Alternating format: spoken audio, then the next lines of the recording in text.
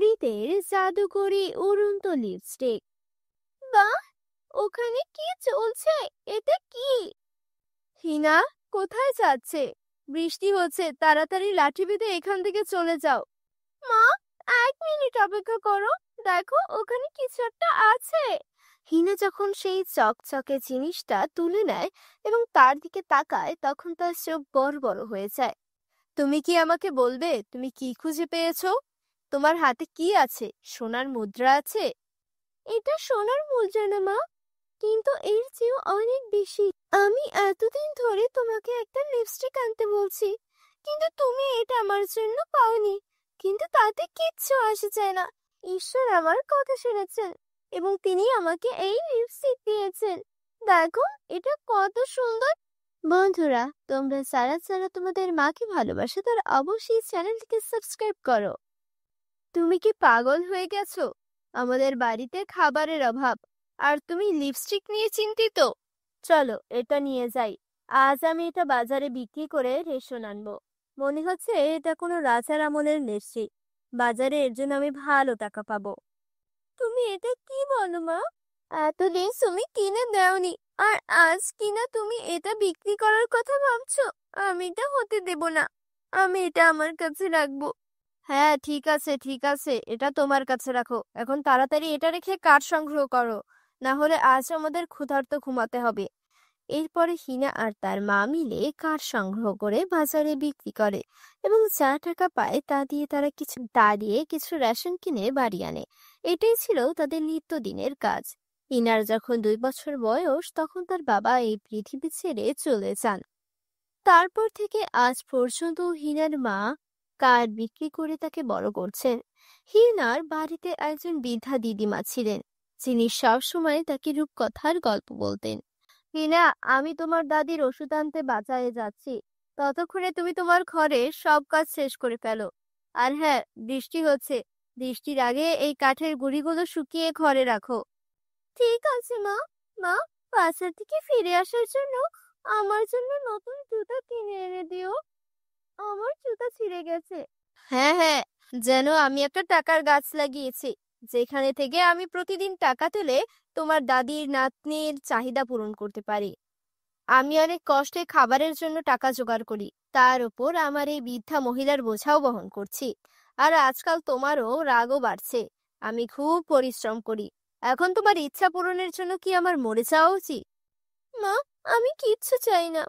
এই বলে হিনা কাঁদতে কাঁদতে সেখান থেকে চলে গেল। হতভাগা মেয়ে, তোমার ভাগ্যের জন্য ওই দরিদ্র মেয়েটিকে দোষ দিও না। তার দোষ কি?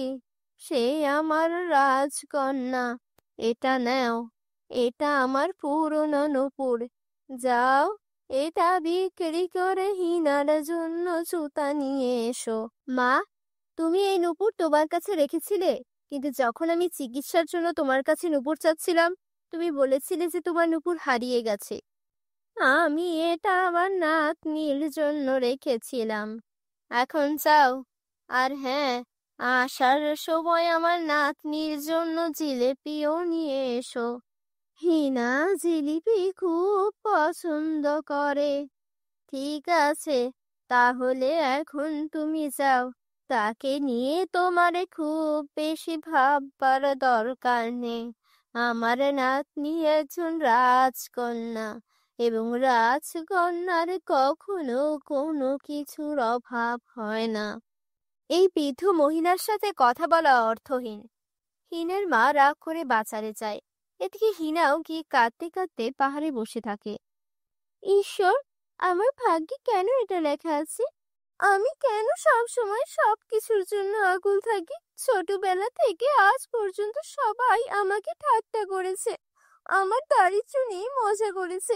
আমার কখনো খারাপ লাগেনি, কিন্তু আজও আমার মা আমাকে তিরস্কার করেছে। যাই হোক, আমার মা ঠিকই বলেছিলেন। তিনি আমাদের জন্য এত পরিশ্রম করেন, আর আমি চাইলেও তার জন্য কিচ্ছু করতে পারছি না। ভাবছিলাম পড়াশোনা করে কিছু একটা করব, তাহলে সবার সমস্যা দূর হয়ে যাবে।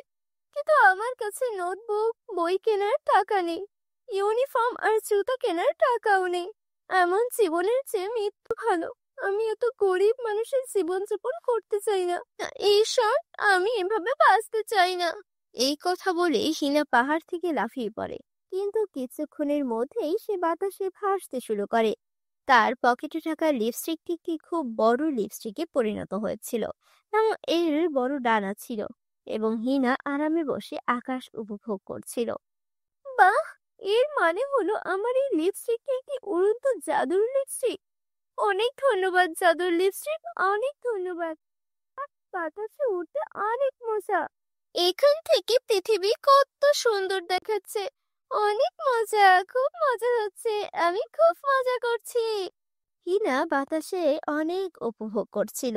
তখন তার কানে একটা আওয়াজ ভেসে আসে, আমাকে বাঁচাও, আমাকে বাঁচাও, কেউ আমাদের বাঁচাও। আরে, এই জঙ্গল থেকে এই শব্দটা কিসের? ম্যাজিক লিপস্টিক, আমার মনে হচ্ছে কিছু একটা সমস্যা। আমাকে ওই শব্দের কাছে নিয়ে যাও। ও ঈশ্বর, এই সব কি? এই জঙ্গলের ভিতরে বাচ্চারা আছে। কেউ দয়া করে আমাকে বাঁচাও। মা, বাবা, তোমরা সবাই কোথায় আছো? আমাদেরকে বাঁচাও, আমাদের বাঁচাও। চুপ থাকো, চুপ থাকো। এখন যদি কোনো বাচ্চা কাঁদে আমি তার মাথা ভেঙে ফেলবো। তোমরা সবাই কেঁদে আমার মাথা নষ্ট করেছো। 1 মিনিট অপেক্ষা করো। হ্যাঁ প্রিন্সিপাল ম্যাডাম, বলো। দেখো কালিয়া, আমার সাথে তোমার যতই শত্রুতা থাকুক না কেন, তাই না, আমার বাচ্চাদের ছেড়ে দাও। এইসবের মধ্যে তাদের কোনো দোষ নেই। ওদের যেতে দাও, ওদের ছেড়ে দাও। যতক্ষণ না তুমি তোমার পুরো সম্পত্তি আমার কাছে হস্তান্তর করো, ততক্ষণ আমি কাউকে ছাড়বো না। আর হ্যাঁ, আমার সাথে বুদ্ধিমান হওয়ার চেষ্টা করো না, না হলে আমি কি করতে পারি তা বুঝতে পারো। ঠিক আছে, আমি তোমার সব কথা শুনতে প্রস্তুত। আমি আমার সমস্ত জিনিসপত্র তোমার কাছে হস্তান্তর করব। ঠিক আছে, তাড়াতাড়ি করো। তারপর আমাকে তার ছবি পাঠাও, তবেই আমি এই বাচ্চাদের ছেড়ে দিব। জাদুকরি উড়ন্ত লিপস্টিক, চলো ওকে একটা শিক্ষা দেই। এই বলে হিনা একটা বড় পাথর নিয়ে লোকটাকে মারে। আরে, তুমি কে? হয়তো তুমি জানো না আমি কে। তুমি একটা অকেজো আর অলস মানুষ। এই বলে হিনা লোকটার কাছ থেকে বন্দুকটা কেড়ে নিয়ে ফেলে দেয়। দেখো, তোমরা সবাই ভয় পেও না। আমরা অনেক, আর সে একা। আমরা ওর মুখোমুখি হতে পারি। চলো ওকে মারি। এই কথাগুলো শুনে সব বাচ্চারা মিলে লোকটাকে মারধর করে। তারপর লোকটা ভয় পেয়ে সেখান থেকে পালাতে শুরু করে। তারপর আবার তার বন্দুকটা খুঁজে পায়। তোমরা সবাই থামো।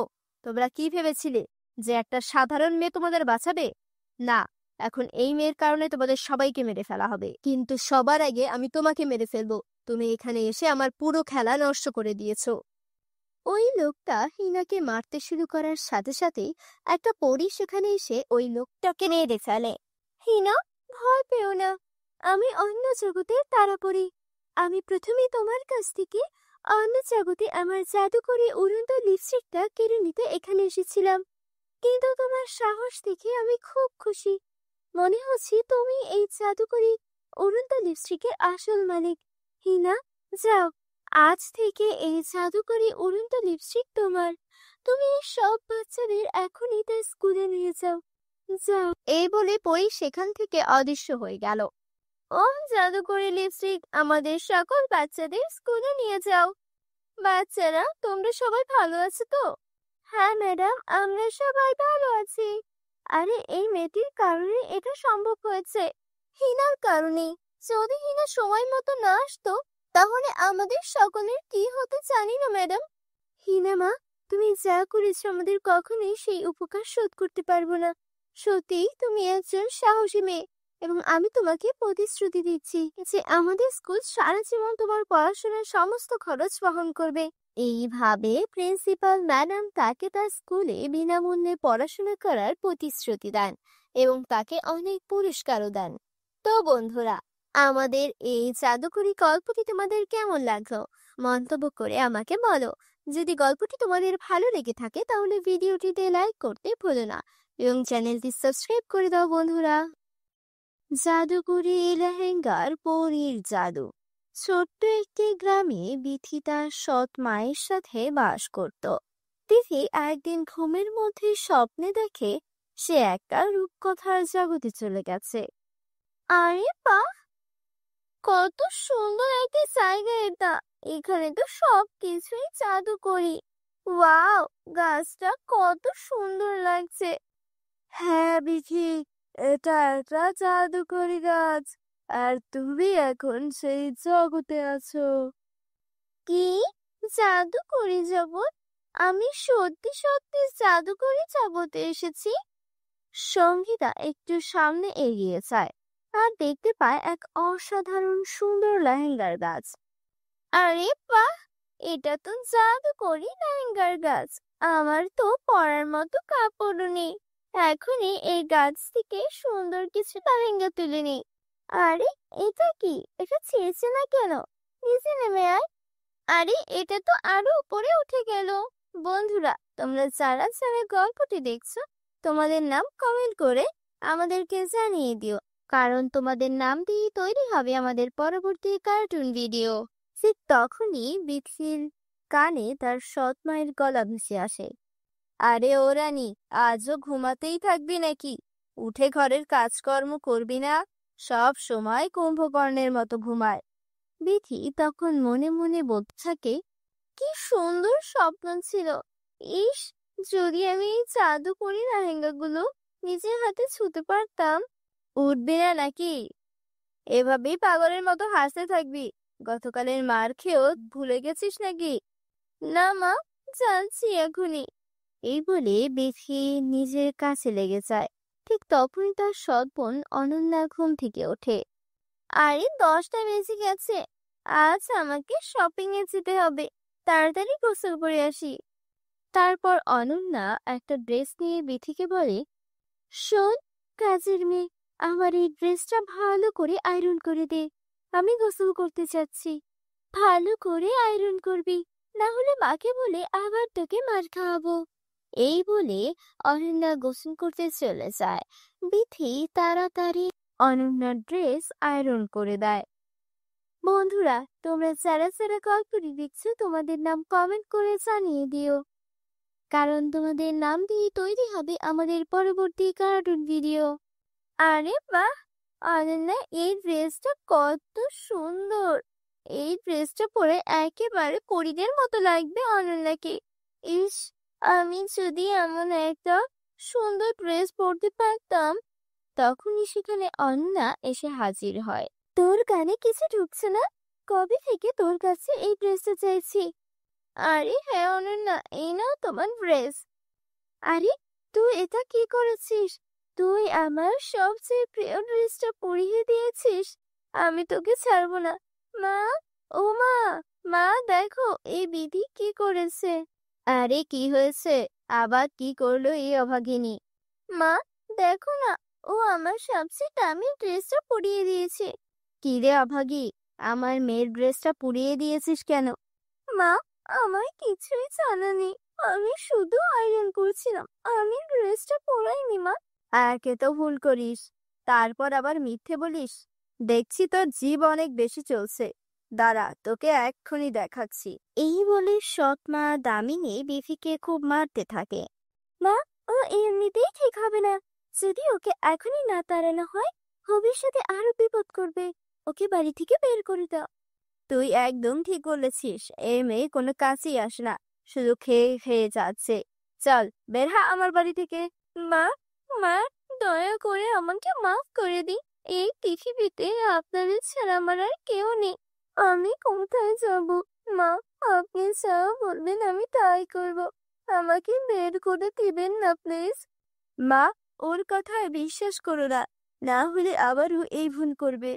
ঠিক আছে, আমি তোকে এক শর্তে এই বাড়িতে থাকতে দেব। তুই বাইরে গিয়ে কাজ করবি, আর নিজের উপার্জনের টাকায় আমার মেয়ের জন্য একদম সেই রকম ড্রেস কিনে আনবি। তখনই তোকে এই বাড়িতে আশ্রয় দেব। আমি এখন কোথায় যাব? কিন্তু আমি বুঝতে পারছি না, ড্রেসটা আমি পরাইনি। আমি নিজ হাতে ওটা আয়রন করেছিলাম, আর ওটা হঠাৎ করে পড়ে গেল কিভাবে? এখন আমি সেই রকম আরেকটা ড্রেস কোথায় থেকে আনবো? বিথি সারাদিন কাজ খুঁজেও এখানে ওখানে ঘুরে বেড়ায়, কোথাও কাজ পায় না। এক দোকানের সামনে গিয়ে বলে, মালকিন, আপনার দোকানে কোনো ছোটখাটো কাজ হবে? না, এখানে কোনো কাজ নেই, কে জানে কাজের অজুহাতে দোকান থেকে কিছু চুরি করে পালিয়ে যাবে নাকি। তোর চেহারা তো ঠিক ভিখারিনীর মতো, চল এখান থেকে। সবার কাছ থেকে বিথি অপমানিত হয়। এভাবেই সন্ধ্যা নেমে আসে, আর ক্লান্ত হয়ে সে মাটিতে বসে পড়ে। তীব্র ক্ষুধায় তার পেট কাঁপছে। ক্ষুধার জন্য মনে হচ্ছে পেটের মধ্যে ইঁদুর দৌড়াচ্ছে। আমার তো 1 টাকাও নেই, এখন আমি কি করব? ঠিক তখনই তার কানে মন্দিরের ঘন্টার শব্দ আসে। লাখ লাখ ধন্যবাদ ভগবান, তুমি আমার খাবারের ব্যবস্থা করেছো। তারপর বিথি মন্দিরকে কিছু প্রসাদ নেয়, আর ওই গাছের নিচে বসেই খেতে শুরু করে। সে প্রথম লোকমাটি মুখে তুলতেই যাচ্ছিল, তখনই এক বৃদ্ধ ভিখারিনী এসে বলে, মেয়ে, আমি অনেক দিন ধরে কিচ্ছু খাইনি, আমি খুব ক্ষুধার্ত, একটু খেতে দে মা, তোর দোয়া লাগবে, আমাকে সাহায্য কর মা। মা, এই নে, এই খাবার আপনি খান। বেঁচে থাক মা, ভগবান যেন তোমার সব সময় সাহায্য করে। এই বলে বৃদ্ধা চলে যায়। দেখি মন খারাপ করে হাঁটতে শুরু করে। তখন সে দেখতে পায় এক হরিণী তার আশেপাশে লাফাচ্ছে। আমার কেন যেন মনে হচ্ছে হরিণীটা যেন আমাকে কিছু বলতে চাইছে। প্রিয় হরিণী, শান্ত হও, বলো আমি কিভাবে তোমার সাহায্য করতে পারি। এ শুনে হরিণী চলে যেতে শুরু করে। ও, বুঝেছি, তুমি আমাকে কোথাও নিয়ে যেতে চাইছো। ঠিক আছে, আমি প্রস্তুত, চলো। বন্ধুরা, তোমরা যারা যারা গল্পটি দেখছো, তোমাদের নাম কমেন্ট বক্সে কমেন্ট করে জানাও, কারণ তোমাদের নাম দিয়ে তৈরি হবে আমাদের পরবর্তী কার্টুন ভিডিও। হরিণী তাকে এক আশ্চর্য গাছের কাছে নিয়ে যায়। গাছটি থেকে এক আশ্চর্য রোশনি বের হতে থাকে। দেখতে দেখতে সেই গাছটি জাদুকরি রাহেঙ্গার গাছে রূপান্তরিত হয়, আর হরিণটি এক সুন্দর পরীতে রূপ নেয়। ভয় পেও না বিধি, তুমি এবার স্বপ্ন দেখছো না, এটা বাস্তব। কি? আমার স্বপ্নের জাদুকরি লেহেঙ্গা, এটা সত্যি কিভাবে হতে পারে? হ্যাঁ বিধি, যারা সৎ ও ভালো মন নিয়ে স্বপ্ন দেখে তাদের স্বপ্ন একই সত্যি হয়। তুমি সব সময় অন্যদের সাহায্য করেছো, আর যারা অন্যকে সাহায্য করে তাদের সাহায্য করতেই আমরা কোনো না কোনো রূপে ফিরে আসি। বিধি, জাদুকরি কাজটা অদৃশ্য হওয়ার আগে তুমি তোমার জন্য একটি সুন্দর লেহেঙ্গা নিয়ে নাও। কিন্তু পরি, আমি এই লেহেঙ্গা নিতে পারি না। আমার বোন অনন্যার জন্য ঠিক এমনই একটা লেহেঙ্গা দরকার। ওর প্রিয় লেহেঙ্গাটা আমার ভুলে পড়ে গিয়েছিল। সাদাসিধে সঙ্গীতা, সেই ড্রেসটা তুমি পরাওনি। তুমি যখন সেটা আয়রন করে অনন্যাকে পরতে দিয়েছিলে, ঠিক তখনই সে সেটা পাল্টে দিয়েছে, যাতে সে তোমাকে বাড়ি থেকে বের করে দিতে পারে। কি? অনন্যা আমার সঙ্গে এমন করলো কেন? চিন্তা করো না, সব ঠিক হয়ে যাবে। এই নাও অনন্যার ড্রেস। এখন তুমি গাছ থেকে নিজের জন্য একটা সুন্দর লেহেঙ্গা নিয়ে নাও। তারপর বিথি লেহেঙ্গা নিয়ে পরীকে ধন্যবাদ জানিয়ে ফিরে আসে। তুই কোথা থেকে এলি? তোর হাতে এত সুন্দর লেহেঙ্গা কোথা থেকে এলো? অনন্যা, এই লেহেঙ্গা আমার, এটা আমাকে জাদুকর পরিয়ে দিয়েছেন। আর এই নাও তোমার ড্রেস। মা, দেখো তো, এটা কোথা থেকে যেন চুরি করে নিয়ে এসেছে। না অনন্যা, এমন বলো না, আমি সত্যি বলছি, এটা আমাকে জাদুকরই পরিয়ে দিয়েছেন। ভালো, তাহলে দে এই লেহেঙ্গাটা, আমি এটা পরবো। না অনন্যা, তুমি এটা পরতে পারবে না। তুই আমায় আটকাবি? এই বলে অনন্যা লেহেঙ্গা পরে দেয়। মা, অনন্যাকে থামান, না হলে বড় বিপদ হয়ে যাবে। আর তখনই ভিতর থেকে অনন্যার চিৎকার আসে। মা, মা, আমার মুখে সাদা কালো দাগ হয়ে গেল। এটা এই লেহেঙ্গার কারণে হয়েছে। এখন এটা আমার শরীর থেকেও সরছে না। মা, কিছু করো। কি রে অভাগিনী, তুই লেহেঙ্গায় কি জাদুটোনা করে এনেছিস যে আমার মেয়ের এই দশা? মা, আমি আগেই বলেছিলাম এই লেহেঙ্গা শুধু আমার জন্য। এখন শুধু জাদুকরি গাছে এর উত্তর দিতে পারবে, চলো আমার সঙ্গে। তারা সবাই সেই গাছের কাছে যায়। পরি বলে, এটা তোমার মেয়ের কর্মফলের ফল। লোভী ও মিথ্যাবাদীদের এই পরিণতি হয়। তোমার মা আমি মিলে পৃথিবীর উপর অনেক অত্যাচার করেছো, এটা তারই শাস্তি। জাদুকরি গাছ, দয়া করে এদের ক্ষমা করে দিন। ও আমার মা, ও আমার বোন। যদি ওদের কোনো ভুল হয়ে থাকে তাহলে তার শাস্তি আমায় দিন, কিন্তু ওদের মাফ করে দিন। এই কথা শুনে অনন্যা ও তার মা নিজেদের ভুল বুঝতে পারে আর সঙ্গীতার কাছে ক্ষমা চায়। তারপর জাদুকরি গাছ অনন্যাকে আগের অবস্থায় ফিরিয়ে দেয়। সবাই একসাথে আনন্দে বসবাস করতে থাকে। বন্ধুরা, তোমরা যারা যারা গল্পটি দেখেছো তোমাদের নাম কমেন্ট বক্সে কমেন্ট করে জানাও, কারণ তোমাদের নাম দিয়ে তৈরি হবে আমাদের পরবর্তী কার্টুন ভিডিও। আমাদের চ্যানেলে নতুন হয়ে থাকলে চ্যানেলকে সাবস্ক্রাইব করতে ভুলো না যেন। পরীর জাদুর ঘাসের বিয়ের শাড়ি। অনেকদিন আগের কথা। এক গ্রামে বিথি ও রোকায়া নামের দুই বান্ধবী বাস করত। বিথির বাবা ছিল সবচেয়ে ধনী। তাদের বাড়িতে সবকিছুই লাক্সারিয়াস ছিল। বিথি একদিন রোকেয়ার সঙ্গে কথা বলছিল। তখন রোকেয়া বলে, তোর বাবা তো আবারও বিদেশে গেছে, এবার তোর জন্য কি আনবে? এবার তো আমার বাবা বলেছে আমার জন্য সোনার একটা শাড়ি নিয়ে আসবে। আমার তো বিয়ে ঠিক হয়ে গেছে, তার জন্য বাবার ইচ্ছা আমি যেন সোনার শাড়ি পরি বিয়ে করে। তোরও তো বিয়ে ঠিক হয়ে গেছে, তোর বিয়েতে তুই কিসের শাড়ি পরবি? জানি না রে, আমার বাবা আমার জন্য যা ব্যবস্থা করবে আমি তাই পরবো। আমার এসব নিয়ে কোনো চিন্তা নেই। হ্যাঁ, তোর বাবা মা তো অনেক গরিব, তারা সামান্য কাজ করে। সেই কাজ করে তারা কিভাবে বা সংসার চালাবে? আর তোর বিয়েতে এত কিছু কিভাবে বা ম্যানেজ করবে? তুই কি চাস আমি আমার বাবাকে বলি তোর বিয়ের জন্য কিছু টাকা দিতে? না না, তুই আমার বান্ধবী, তুই বলেছিস এতেই আমি খুশি। আমার জন্য তোকে কিছুই করতে হবে না। আমি চাই আমার বিয়েতে সব কিছুই আমার বাবা মা করুক। আচ্ছা ঠিক আছে, তুই তো কখনোই আমার কাছ থেকে কিছু চাসনি। আমি তোর একমাত্র বান্ধবী, তুই তারপরও কেন লজ্জা পাস বলতো? দেখ, তুই অনেক ধনী পরিবারের মেয়ে, তারপরও তুই আমার সঙ্গে বন্ধুত্ব করেছিস, এতেই আমি অনেক খুশি। এর বেশি আমার জন্য তুই আর কি করবি? আমার মতো একটা গরিব মেয়ের সঙ্গে এমন একটা ধনী পরিবারের মেয়ের বন্ধুত্ব আছে, এটাই তো অনেক। আরে রোকেয়া, তুই এভাবে কেন বলছিস?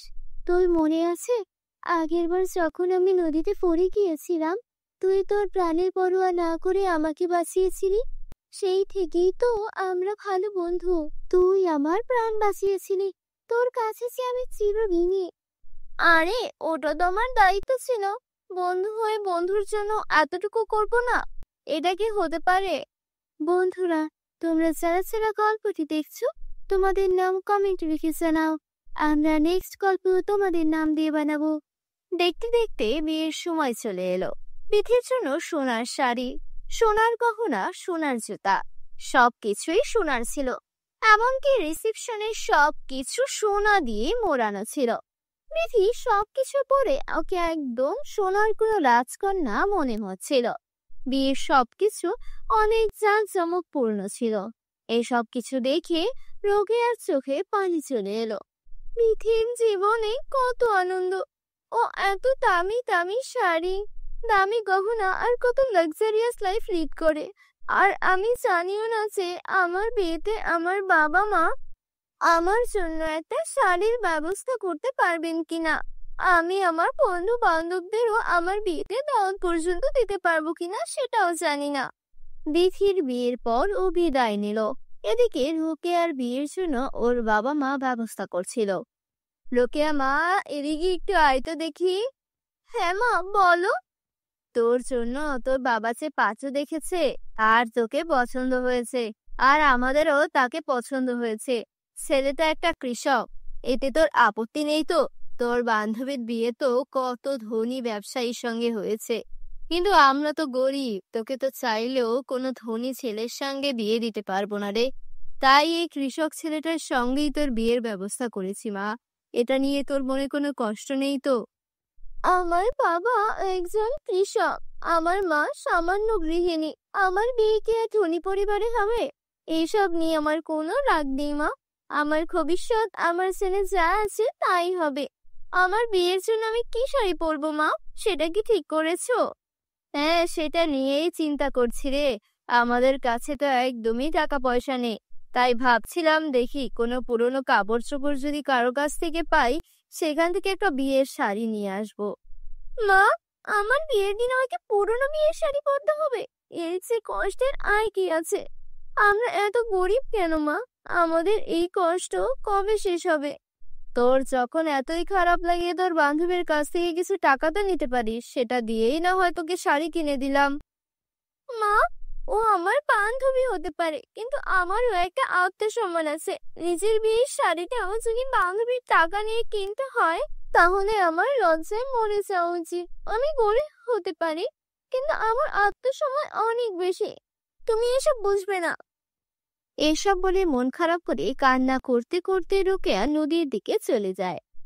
হঠাৎ করে নদীর পাশে কিছু সুন্দর ঘাস দেখতে পেল। আরে, এই ঘাসগুলো তো অনেক মজবুত। এগুলো আগে কেন চোখে পড়েনি? সূর্যের আলোতে কেমন ঝিলমিল করছে। এগুলো দিয়ে যদি আমার বিয়ের জন্য একটি শাড়ি বানাই, তাহলে তো আমি আমার বিয়েতে এই শাড়িটাই পরতে পারি। সেটাই বরং করে। আর কৃষককে বিয়ে করছি, আমার এমন ঘাসের শাড়ি পরাটাকেই মানাবে।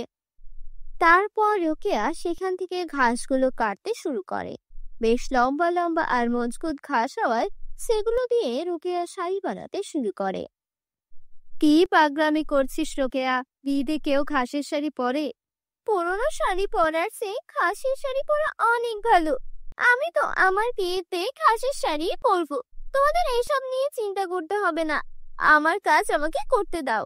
তারপর টানা 7 দিন সেই ঘাসগুলো দিয়ে রোকেয়া ওর জন্য একটা ঘাসের শাড়ি তৈরি করে। আরে বাহ, ঘাসের শাড়িগুলো তো অনেক সুন্দর লাগছে। এই শাড়িগুলো তো আমি বিক্রিও করতে পারবো বানিয়ে বানিয়ে। কত সুন্দর শাড়ি! আমি বরং এখানে কিছু তাজা ফুল লাগিয়ে দিই, তাহলে আরো সুন্দর লাগবে। রোকেয়া ঘাসের শাড়ির মধ্যে খুব সুন্দর সুন্দর ফুল লাগিয়ে দিল। সেটা একদম গর্জিয়াস ডিজাইনের শাড়ি লাগছিল। রোকেয়ার বিয়েতে ওর কিছু বন্ধু বান্ধবকে দাওয়াত দিয়েছিল, আর সবকিছুই সাধারণ ছিল। না ওর কোনো সোনার গহনা ছিল, না কোনো ভারী কোনো সাজসজ্জা। রোকেয়া ঘাসের শাড়িটা পরে আয়নার সামনে গিয়ে দাঁড়ালো। আমাকে দেখতে খুব একটা মন্দ লাগছে না। ভাবছি বিধি বিয়ের দিন সোনার শাড়ি পরেছিল, কিন্তু আমি না হয় ঘাসের শাড়ি পরলাম। এতে আর এমন কি? বিধি আমাকে দেখলে নিশ্চয়ই বলবে আমাকে অনেক সুন্দর লাগছে। ইস, আমিও যদি আজকে সোনার গহনা পরতে পারতাম, গলা ভর্তি কান ভর্তি, তাহলে আমাকেও হয়তো অনেক সুন্দর লাগতো। ঘাসের শাড়ির সঙ্গে সোনার গয়না, আমিও কি এসব ভুলভাল বলি? এতটুকু বলতে ওর গা ভর্তি সোনার গয়না চলে এলো। আরে, এসব কি হচ্ছে? আমি স্বপ্ন দেখছি নাকি? আমার গা ভর্তি সোনার গয়না কি করে এলো? তখনই সে ঘাসের শাড়ি থেকে আওয়াজ আসতে শুরু করলো। আমরা হলাম জাদুর ঘাস। তুমি আমাদেরকে দেখতে পেয়েছো কারণ তুমি ভালো মনের মেয়ে, আর তাই তুমি যখন এই ঘাসগুলো দিয়ে শাড়ি বানিয়েছো, এটা জাদুর ঘাসের শাড়ি হয়ে গেছে। তোমার যা যা ইচ্ছা আমাদেরকে বলো, সব কিছু হাজির হয়ে যাবে। পরিরাজ্যের জাদুর ঘাস আমরা। পরি যখন পৃথিবী দিয়ে উড়ে যাচ্ছিলেন, তখন তার ব্যাগ থেকে বীজ পড়ে আমাদের জন্ম হয়েছে। কি বলছো? আমি জাদুর ঘাসের শাড়ি বানিয়ে ফেলেছি? তাহলে আমি চাই আমাকে এখনই 10 লক্ষ টাকা দাও, যাতে আমি আমার বাবা মাকে ধনী করে দিতে পারি। এখনই দিচ্ছি। তখনই সেখানে 10 লক্ষ টাকা চলে আসে। রোকেয়া সেই টাকাগুলো নিয়ে প্রথমে বিয়েতে সব জাঁকজমকপূর্ণ অনুষ্ঠান করে। তারপর ওর বান্ধবীদেরকে খুব ভালো করে ট্রিট দেয়, আর তারপর চাঁদের ঘাসের শাড়ি থেকে টাকা চেয়ে নেয়, যেটা দিয়ে ওর স্বামীকে একটা ব্যবসা দাঁড় করিয়ে দেয়। রোকেয়া, তোমার কাছে তো অনেক টাকা আছে। তুমি চাইলে তো আমাকে ডিভোর্স দিয়ে একটা ধনী পরিবারের ছেলেকে বিয়ে করতেই পারতে। তুমি কেন আমাকে ব্যবসা করাচ্ছ? আমি যখন গরিব ছিলাম তখন তুমি আমাকে বিয়ে করতে রাজি হয়েছো। এখন আমি ধনী হয়েছি, আমার কাছে টাকা আছে, তাই বলে কি আমি তোমাকে ভুলে যাব? এখন আমরা একসঙ্গে ধনী হব আর সুখে জীবন যাপন করব। এভাবেই জাদুর ঘাসের শাড়ির কারণে রোকেয়া সুখে শান্তিতে ওর স্বামীকে নিয়ে পরিবারকে নিয়ে আনন্দে জীবন কাটাতে থাকে। আমাদের চ্যানেলে নতুন হলে চ্যানেলকে সাবস্ক্রাইব করতে ভুলো না যেন। পরীর জাদুর ঘাসের বিয়ের শাড়ি। অনেকদিন আগের কথা। এক গ্রামে বিথি ও রোকায়া নামের দুই বান্ধবী বাস করত। বিথির বাবা ছিল সবচেয়ে ধনী, তাদের বাড়িতে সবকিছুই লাক্সারিয়াস ছিল। বিথি একদিন রোকেয়ার সঙ্গে কথা বলছিল, তখন রোকেয়া বলে, তোর বাবা তো আবারও বিদেশে গেছে, এবার তোর জন্য কি আনবে? এবার তো আমার বাবা বলেছে আমার জন্য সোনার একটা শাড়ি নিয়ে আসবে। আমার তো বিয়ে ঠিক হয়ে গেছে, তার জন্য বাবার ইচ্ছা আমি যেন সোনার শাড়ি পরি বিয়ে করে। তোরও তো বিয়ে ঠিক হয়ে গেছে, তোর বিয়েতে তুই কিসের শাড়ি পরবি? জানি না রে, আমার বাবা আমার জন্য যা ব্যবস্থা করবে আমি তাই পরবো। আমার এসব নিয়ে কোনো চিন্তা নেই। হ্যাঁ, তোর বাবা মা তো অনেক গরিব, তারা সামান্য কাজ করে, সেই কাজ করে তারা কিভাবে বা সংসার চালাবে? আর তোর বিয়েতে এত কিছু কিভাবে বা ম্যানেজ করবে? তুই কি চাস আমি আমার বাবাকে বলি তোর বিয়ের জন্য কিছু টাকা দিতে? না না, তুই আমার বান্ধবী, তুই বলেছিস এতেই আমি খুশি। আমার জন্য তোকে কিছুই করতে হবে না। আমি চাই আমার বিয়েতে সব কিছুই আমার বাবা মা করুক। আচ্ছা ঠিক আছে, তুই তো কখনোই আমার কাছ থেকে কিছু চাসনি, আমি তোর একমাত্র বান্ধবী, তুই তারপরও কেন লজ্জা পাস বলতো? দেখ, তুই অনেক ধনী পরিবারের মেয়ে, তারপরও তুই আমার সঙ্গে বন্ধুত্ব করেছিস, এতেই আমি অনেক খুশি। এর বেশি আমার জন্য তুই আর কি করবি? আমার মতো একটা গরিব মেয়ের সঙ্গে এমন একটা ধনী পরিবারের মেয়ের বন্ধুত্ব আছে, এটাই তো অনেক। আরে রোকেয়া, তুই এভাবে কেন বলছিস? তোর মনে আছে আগেরবার যখন আমি নদীতে পড়ে গিয়েছিলাম, তুই তোর প্রাণের পরোয়া না করে আমাকে বাঁচিয়েছিলি? সেই থেকেই তো আমরা ভালো বন্ধু। তুই আমার প্রাণ বাঁচিয়েছিলি, তোর কাছে যে আমি চিরঋণী। আরে ওটা তো আমার দায়িত্ব ছিল, বন্ধু হয়ে বন্ধুর জন্য এতটুকু করব না? এটা কি হতে পারে? বন্ধুরা, তোমরা যারা যারা গল্পটি দেখছো, তোমাদের নাম কমেন্টে লিখে জানাও, আমরা নেক্সট গল্প তোমাদের নাম দিয়ে বানাবো। দেখতে দেখতে বিয়ের সময় চলে এলো। বিথির জন্য সোনার শাড়ি, সোনার গহনা, সোনার জুতা, সবকিছুই সোনার ছিল। এমনকি রিসেপশনের সবকিছু সোনা দিয়ে মোড়ানো ছিল। বিথি সবকিছু পরে ওকে একদম সোনার কোনো রাজকন্যা মনে হচ্ছিল। বিয়ের সবকিছু অনেক জাঁকজমকপূর্ণ ছিল। এই সব কিছু দেখে রোকেয়ার চোখে পানি চলে এলো। বিথির জীবনে কত আনন্দ! ও এত দামি দামি শাড়ি, দামি গহনা আর কত লাক্সারিয়াস লাইফ লিড করে। আর আমি জানিও না যে আমার বিয়েতে আমার বাবা মা আমার জন্য একটা শাড়ির ব্যবস্থা করতে পারবেন কিনা। আমি আমার বন্ধু বান্ধবদেরও আমার বিয়েতে দাওয়াত পর্যন্ত দিতে পারবো কিনা সেটাও জানি না।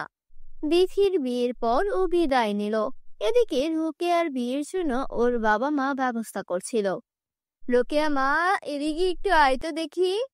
হ্যাঁ মা, বলো।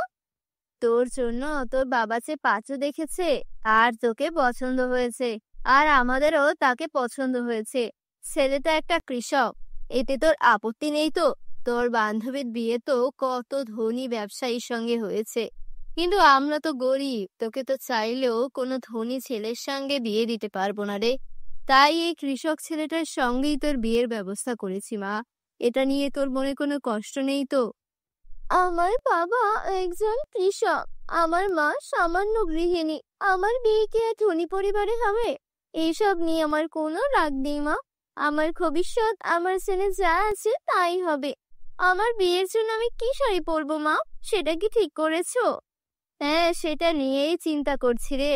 আমাদের কাছে তো একদমই টাকা পয়সা নেই, তাই ভাবছিলাম দেখি কোনো পুরনো কাপড় চোপড় যদি কারো কাছ থেকে পাই, সেখান থেকে একটা বিয়ের শাড়ি নিয়ে আসবো। মা, আমার বিয়ের দিন আমাকে পুরনো বিয়ের শাড়ি পরতে হবে? এর যে কষ্টের আর কি আছে? আমরা এত গরিব কেন মা? আমাদের এই কষ্ট কবে শেষ হবে? তোর যখন এতই খারাপ লাগে, তোর বান্ধবীর কাছ থেকে কিছু টাকা তো নিতে পারিস, সেটা দিয়েই না হয় তোকে শাড়ি কিনে দিলাম। মা, ও আমার বান্ধবী হতে পারে, কিন্তু আমারও একটা আত্মসম্মান আছে। নিজের বিয়ের শাড়িটাও যদি বান্ধবীর টাকা নিয়ে কিনতে হয়, তাহলে আমার লজ্জায় মরে যাওয়া উচিত। আমি গরিব হতে পারি, কিন্তু আমার আত্মসম্মান অনেক বেশি। তুমি এসব বুঝবে না। এসব বলে মন খারাপ করে কান্না করতে করতে রোকেয়া নদীর দিকে চলে যায়।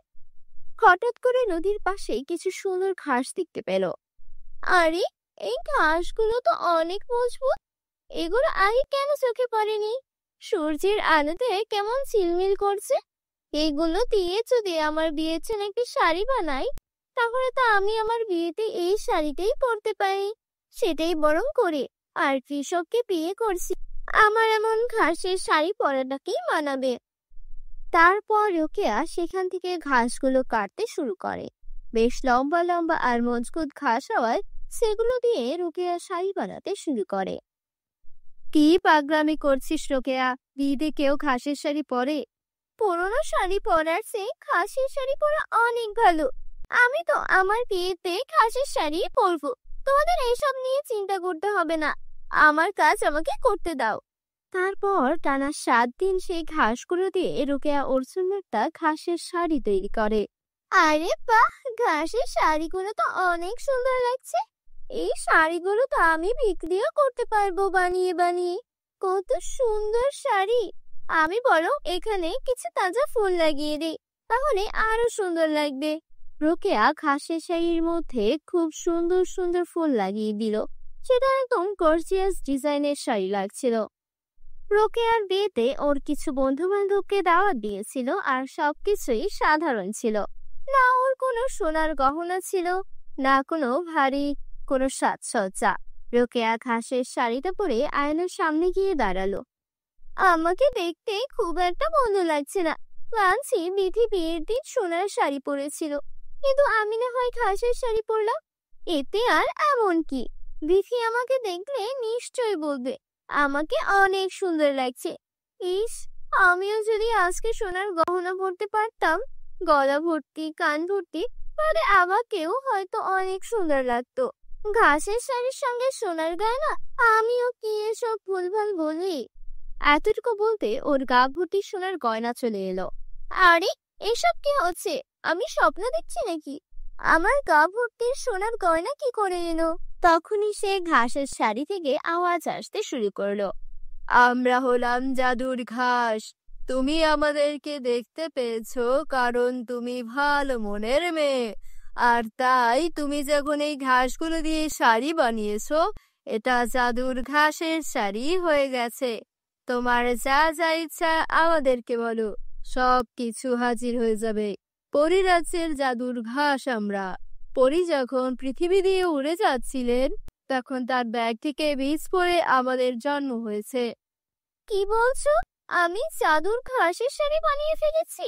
তাহলে আমি চাই আমাকে এখনই 10 লক্ষ টাকা দাও, যাতে আমি আমার বাবা মাকে ধনী করে দিতে পারি। এখনই দিচ্ছি। তখনই সেখানে 10 লক্ষ টাকা চলে আসে। রোকেয়া সেই টাকাগুলো নিয়ে প্রথমে বিয়েতে সব জাঁকজমকপূর্ণ অনুষ্ঠান করে। তারপর ওর বান্ধবীদেরকে খুব ভালো করে ট্রিট দেয়। আর তারপর চাদর ঘাসের শাড়ি থেকে টাকা চেয়ে নেয়, যেটা দিয়ে ওর স্বামীকে একটা ব্যবসা দাঁড় করিয়ে দেয়। রোকেয়া, তোমার কাছে তো অনেক টাকা আছে। তুমি চাইলে তো আমাকে ডিভোর্স দিয়ে একটা ধনী পরিবারের ছেলেকে বিয়ে করতেই পারতে। তুমি কেন আমাকে ব্যবসা করাচ্ছ? আমি যখন গরিব ছিলাম তখন তুমি আমাকে বিয়ে করতে রাজি হয়েছো। এখন আমি ধনী হয়েছি, আমার কাছে টাকা আছে, তাই বলে কি আমি তোমাকে ভুলে যাব? এখন আমরা একসঙ্গে ধনী হব আর সুখে জীবন যাপন করব। এভাবেই চাদর ঘাসের শাড়ির কারণে রোকেয়া সুখে শান্তিতে ওর স্বামীকে নিয়ে পরিবারকে নিয়ে আনন্দে জীবন কাটাতে থাকে। আমাদের চ্যানেলে নতুন হলে চ্যানেলকে সাবস্ক্রাইব করতে ভুলো না যেন। জাদুকরি লেহেঙ্গার পরীর জাদু। ছোট্ট একটি গ্রামে বিথি তার সৎ মায়ের সাথে বাস করত। তিথি একদিন ঘুমের মধ্যে স্বপ্নে দেখে সে একটা রূপকথার জগতে চলে গেছে। আরে বাহ, কত সুন্দর একটা জায়গা এটা! এখানে তো সবকিছুই জাদুকরি। ওয়াও, গাছটা কত সুন্দর লাগছে। হ্যাঁ বিথি, এটা একটা জাদুকরি গাছ, আর তুমি এখন সেই জগতে আছো। কি? জাদুকরি জগৎ? আমি সত্যি সত্যি জাদুকরি চাবতে এসেছি। সঙ্গীতা একটু সামনে এগিয়ে যায় আর দেখতে পায় এক অসাধারণ সুন্দর লেহেঙ্গার গাছ। আরে বাহ, এটা তো জাদুকরি লেহেঙ্গার গাছ। আমার তো পরার মতো কাপড়ও নেই, এখনই এই গাছ থেকে সুন্দর কিছু লেহেঙ্গা তুলে নিই।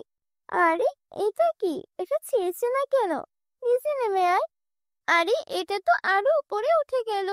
বন্ধুরা, তোমরা যারা যারা গল্পটি দেখছো, তোমাদের নাম কমেন্ট করে আমাদেরকে জানিয়ে দিও, কারণ তোমাদের নাম দিয়ে তৈরি হবে আমাদের পরবর্তী কার্টুন ভিডিও। ঠিক তখনই বিথির কানে তার সৎ মায়ের গলা ভেসে আসে। আরে ও রানী, আজও ঘুমাতেই থাকবি নাকি? উঠে ঘরের কাজকর্ম করবি না? সব সময় কুম্ভকর্ণের মতো ঘুমায়। বিথি তখন মনে মনে বলতে থাকে, কি সুন্দর স্বপ্ন ছিল। ইস, যদি আমি এই জাদুকরি লেহেঙ্গাগুলো নিজের হাতে ছুঁতে পারতাম। উঠবি না নাকি? এভাবেই পাগলের মতো হাসতে থাকবি? গতকালের মার খেয়েও ভুলে গেছিস নাকি? না মা, যাচ্ছি এখনই। এই বলে বিথি নিজের কাছে লেগে যায়। ঠিক তখনই তার সৎ বোন অনন্যা ঘুম থেকে ওঠে। আরে 10টা বেজে গেছে, আজ আমাকে শপিং এ যেতে হবে, তাড়াতাড়ি গোসল করে আসি। তারপর অনন্যা একটা ড্রেস নিয়ে বিথিকে বলে, শোন কাজের মেয়ে, আমার এই ড্রেসটা ভালো করে আয়রন করে দে, আমি গোসল করতে চাচ্ছি। ভালো করে আয়রন করবি, না হলে মাকে বলে আবার তোকে মার খাওয়াবো। এই বলে অনন্যা গোসল করতে চলে যায়। বিথি তাড়াতাড়ি অনন্যার ড্রেস আয়রন করে দেয়। বন্ধুরা, তোমরা যারা যারা গল্পটি দেখছো, তোমাদের নাম কমেন্ট করে জানিয়ে দিও, কারণ তোমাদের নাম দিয়ে তৈরি হবে আমাদের পরবর্তী কার্টুন ভিডিও। আরে বাহ, অনন্যা এই ড্রেসটা কত সুন্দর। এই ড্রেসটা পরে একেবারে পরীদের মতো লাগবে অনন্যাকে। ইস, আমি যদি এমন একটা সুন্দর ড্রেস পরতে পারতাম। তখনই সেখানে অনন্যা এসে হাজির হয়। তোর কানে কিছু ঢুকছে না? কবে থেকে তোর কাছে এই ড্রেসটা চাইছি। আরে হ্যাঁ অনন্যা, এই নাও তোমার ড্রেস। আরে তুই এটা কি করেছিস? তুই আমার সবচেয়ে প্রিয় ড্রেসটা পরিয়ে দিয়েছিস। আমি তোকে ছাড়বো না। মা, ও মা, মা দেখো এই বিধি কি করেছে। আরে কি হয়েছে? আবার কি করলো এই অভাগিনী? মা দেখো না, ও আমার সবচেয়ে দামি ড্রেসটা পরিয়ে দিয়েছে। কি রে অভাগী, আমার মেয়ের ড্রেসটা পুড়িয়ে দিয়েছিস কেন? মা, আমার কিছুই জানা নেই, আমি শুধু আয়রন করছিলাম, আমি ড্রেসটা পরাইনি মা। একে তো ভুল করিস, তারপর আবার মিথ্যে বলিস। দেখছি তোর জিভ অনেক বেশি চলছে, দাঁড়া তোকে এক্ষুনি দেখাচ্ছি। এই বলে সৎ মা দামিনী বিথিকে খুব মারতে থাকে। মা, ও এমনিতেই ঠিক হবে না, যদি ওকে এখনই না তাড়ানো হয় ভবিষ্যতে আরো বিপদ করবে। ওকে বাড়ি থেকে বের করে দাও। তুই একদম ঠিক বলেছিস, এই মেয়ে কোনো কাজেই আসে না, শুধু খেয়ে খেয়ে যাচ্ছে। চল বের হ আমার বাড়ি থেকে। মা, মা, দয়া করে আমাকে মাফ করে দিন। এই পৃথিবীতে আপনাদের ছাড়া আমার আর কেউ নেই। আমি কোথায় যাব? মা, আপনি যা বলবেন আমি তাই করব, আমাকে বের করে দিবেন না প্লিজ। মা, ওর কথায় বিশ্বাস করো না, না হলে আবারও এই ভুল করবে। ঠিক আছে, আমি তোকে এক শর্তে এই বাড়িতে থাকতে দেব। তুই বাইরে গিয়ে কাজ করবি আর নিজের উপার্জনের টাকায় আমার মেয়ের জন্য একদম সেই রকম ড্রেস কিনে আনবি, তখনই তোকে এই বাড়িতে আশ্রয় দেব। আমি এখন কোথায় যাব? কিন্তু আমি বুঝতে পারছি না, ড্রেসটা আমি পরাইনি, আমি নিজ হাতে ওটা আয়রন করছিলাম, আর ওটা হঠাৎ করে পরে গেল কিভাবে? এখন আমি সেই রকম আরেকটা ড্রেস কোথায় থেকে আনবো? বিথি সারাদিন কাজ খুঁজেও এখানে ওখানে ঘুরে বেড়ায়, কোথাও কাজ পায় না। এক দোকানের সামনে কি বলে, মালকিন, আপনার দোকানে কোনো ছোটখাটো কাজ হবে? না, এখানে কোনো কাজ নেই। কে জানে কাজের অজুহাতে দোকান থেকে কিছু চুরি করে পালিয়ে যাবে নাকি। তোর চেহারা তো ঠিক ভিখারিনীর মতো, চল এখান থেকে। সবার কাছ থেকে বিথি অপমানিত হয়। এভাবেই সন্ধ্যা নেমে আসে আর ক্লান্ত হয়ে সে মাটিতে বসে পড়ে। তীব্র ক্ষুধায় তার পেট কাঁপছে। ক্ষুধার জন্য মনে হচ্ছে পেটের মধ্যে ইঁদুর দৌড়াচ্ছে। আমার তো 1 টাকাও নেই, এখন আমি কি করব? ঠিক তখনই তার কানে মন্দিরের ঘন্টার শব্দ আসে। লাখ লাখ ধন্যবাদ ভগবান, তুমি আমার খাবারের ব্যবস্থা করেছো। তারপর বিথি মন্ত্রীকে কিছু প্রসাদ নেয় আর ওই গাছের নিচে বসেই খেতে শুরু করে। সে প্রথম লোকমাটি মুখে তুলতেই যাচ্ছিল, তখনই এক বৃদ্ধ ভিখারিনী এসে বলে, মেয়ে, আমি অনেক দিন ধরে কিচ্ছু খাইনি, আমি খুব ক্ষুধার্ত, একটু খেতে দে মা, তোর দোয়া লাগবে, আমাকে সাহায্য কর মা। মা, এই নে, এই খাবার আপনি খান। বেঁচে থাক মা, ভগবান যেন তোমার সব সময় সাহায্য করে। এই বলে বৃদ্ধা চলে যায়। দেখি মন খারাপ করে হাঁটতে শুরু করে। তখন সে দেখতে পায় এক হরিণী তার আশেপাশে লাফাচ্ছে। আমার কেন যেন মনে হচ্ছে হরিণীটা যেন আমাকে কিছু বলতে চাইছে। প্রিয় হরিণী, শান্ত হও, বলো আমি কিভাবে তোমার সাহায্য করতে পারি। এ শুনে হরিণী চলে যেতে শুরু করে। ও, বুঝেছি, তুমি আমাকে কোথাও নিয়ে যেতে চাইছো। ঠিক আছে, আমি প্রস্তুত, চলো। বন্ধুরা, তোমরা যারা যারা গল্পটি দেখছো, তোমাদের নাম কমেন্ট বক্সে কমেন্ট করে জানাও, কারণ তোমাদের নাম দিয়ে তৈরি হবে আমাদের পরবর্তী কার্টুন ভিডিও। হরিণী তাকে এক আশ্চর্য গাছের কাছে নিয়ে যায়। গাছটি থেকে এক আশ্চর্য রোশনি বের হতে থাকে। দেখতে দেখতে সেই গাছটি জাদুকরি রাহেঙ্গার গাছে রূপান্তরিত হয় আর হরিণটি এক সুন্দর পরীতে রূপ নেয়।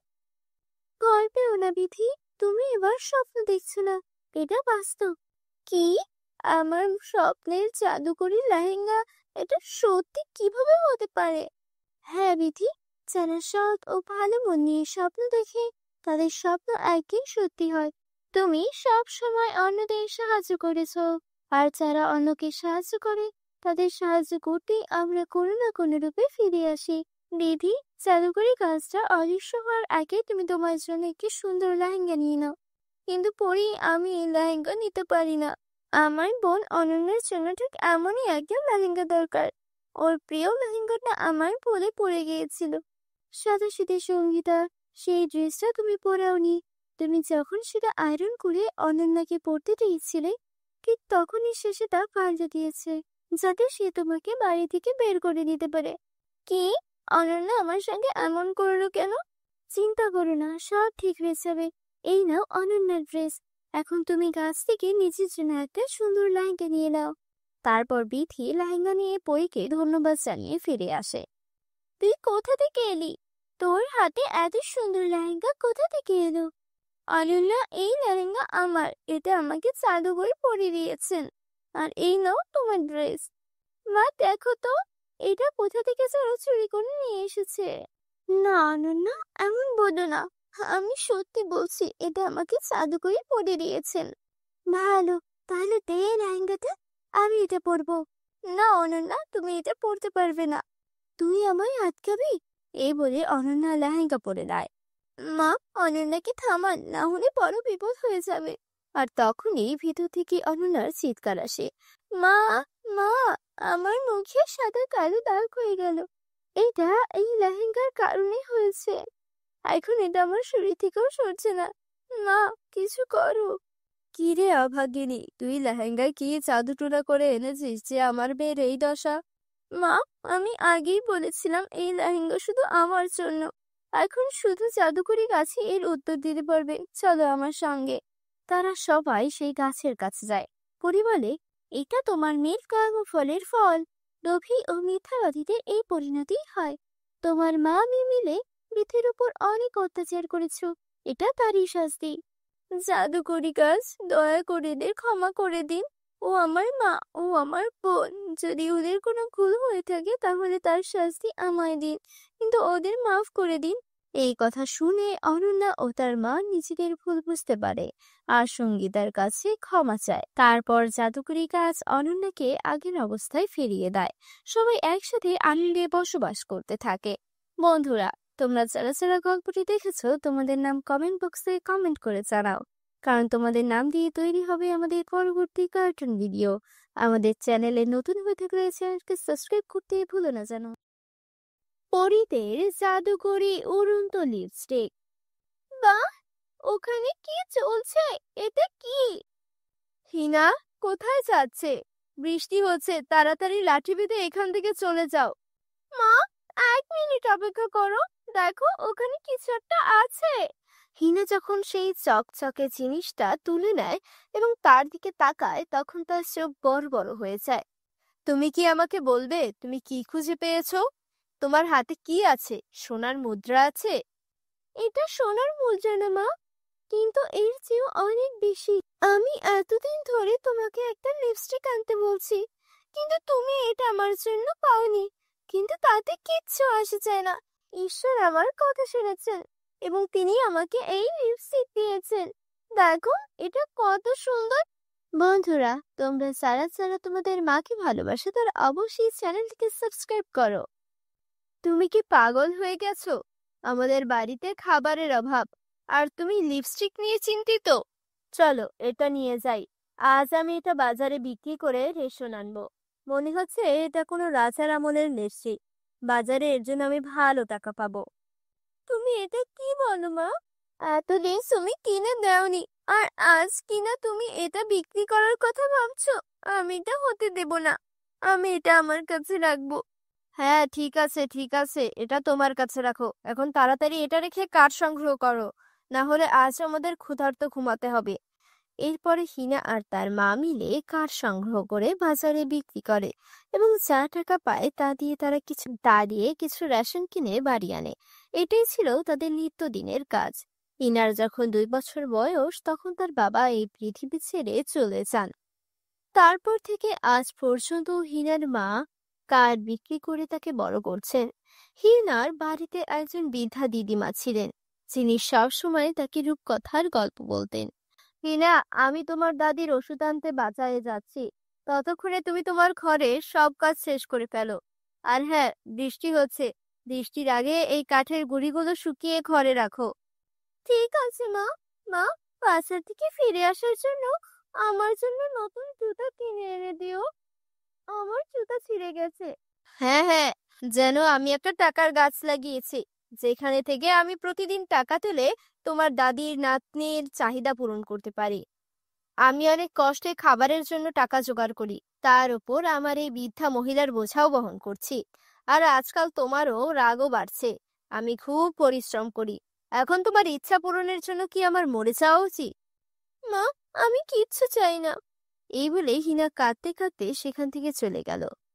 হতভাগা মেয়ে, তোমার ভাগ্যের জন্য ওই দরিদ্র মেয়েটিকে দোষ দিও না। তার দোষ কি? সে আমার রাজকন্যা।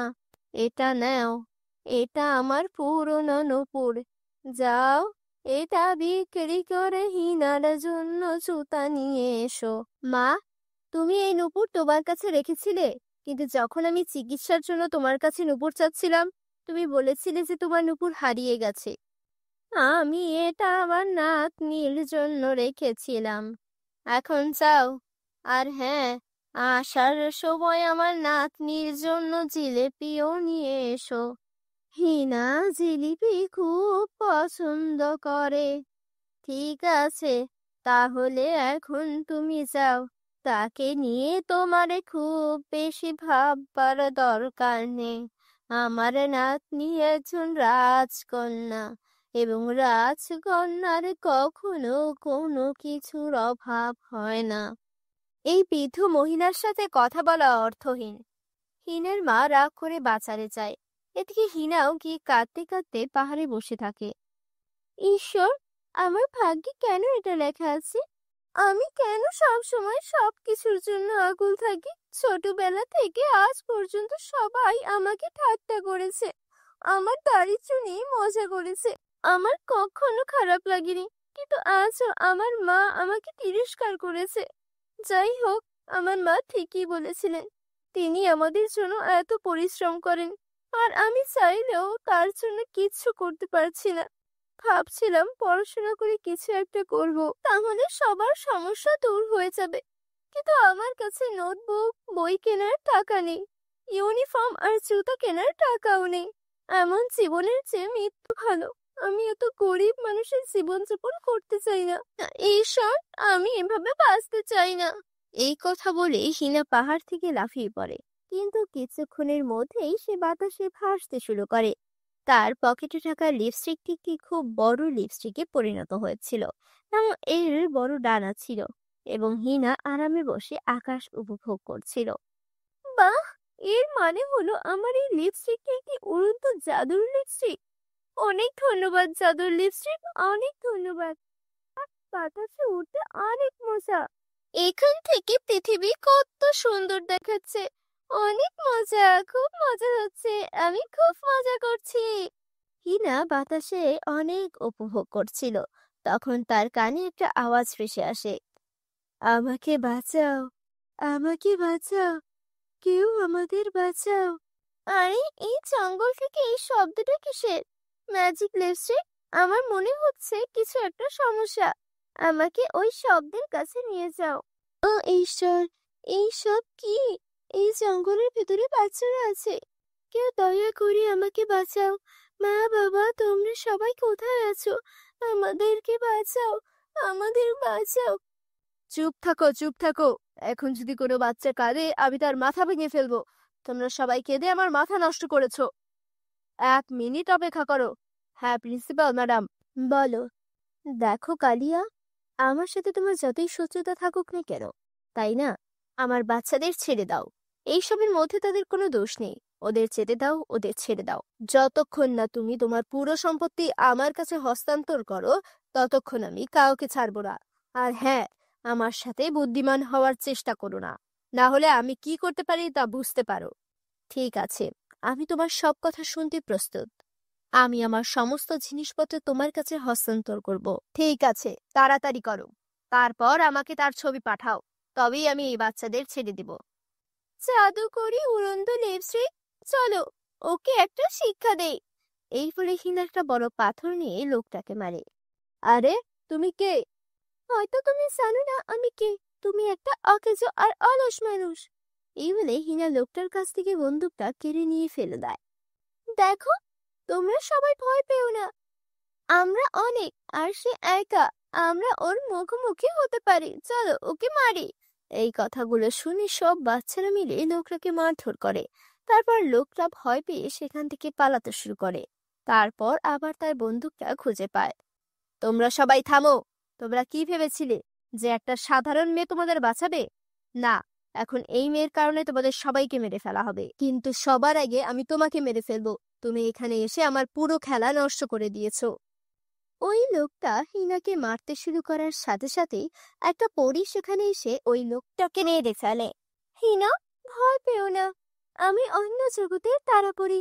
আমি প্রথমে তোমার কাছ থেকে অন্য জগতে আমার জাদুকরি উড়ন্ত লিপস্টিকটা কেড়ে নিতে এখানে এসেছিলাম। কিন্তু তোমার সাহস দেখে আমি খুব খুশি। মনে হচ্ছে তুমি এই জাদুকরি উড়ন্ত লিপস্টিকের আসল মালিক। হিনা, যাও, আজ থেকে এই জাদুকরি উড়ন্ত লিপস্টিক তোমার। তুমি এই সব বাচ্চাদের এখনই তার স্কুলে নিয়ে যাও। যাও। এই বলে পরি সেখান থেকে অদৃশ্য হয়ে গেল। ও জাদুকরি লিপস্টিক, আমাদের সকল বাচ্চাদের স্কুলে নিয়ে যাও। বাচ্চারা, তোমরা সবাই ভালো আছো তো? হ্যাঁ ম্যাডাম, আমরা সবাই ভালো আছি। আরে, এই মেয়েটির কারণে এটা সম্ভব হয়েছে। হিনার কারণে। যদি হিনা সময় মতো না আসতো, তাহলে আমাদের সকলের কি হতে জানি না ম্যাডাম। হিনা মা, তুমি যা করেছো আমাদের কখনোই সেই উপকার শোধ করতে পারবো না। সত্যি তুমি একজন সাহসী মেয়ে, এবং আমি তোমাকে প্রতিশ্রুতি দিচ্ছি যে আমাদের স্কুল সারা জীবন তোমার পড়াশোনার সমস্ত খরচ বহন করবে। এইভাবে প্রিন্সিপাল ম্যাডাম তাকে তার স্কুলে বিনামূল্যে পড়াশোনা করার প্রতিশ্রুতি দেন এবং তাকে অনেক পুরস্কারও দেন। তো বন্ধুরা, আমাদের এই জাদুকরি গল্পটি তোমাদের কেমন লাগলো মন্তব্য করে আমাকে বলো। যদি গল্পটি তোমাদের ভালো লেগে থাকে তাহলে ভিডিওটিতে লাইক করতে ভুলো না এবং চ্যানেলটি সাবস্ক্রাইব করে দাও বন্ধুরা।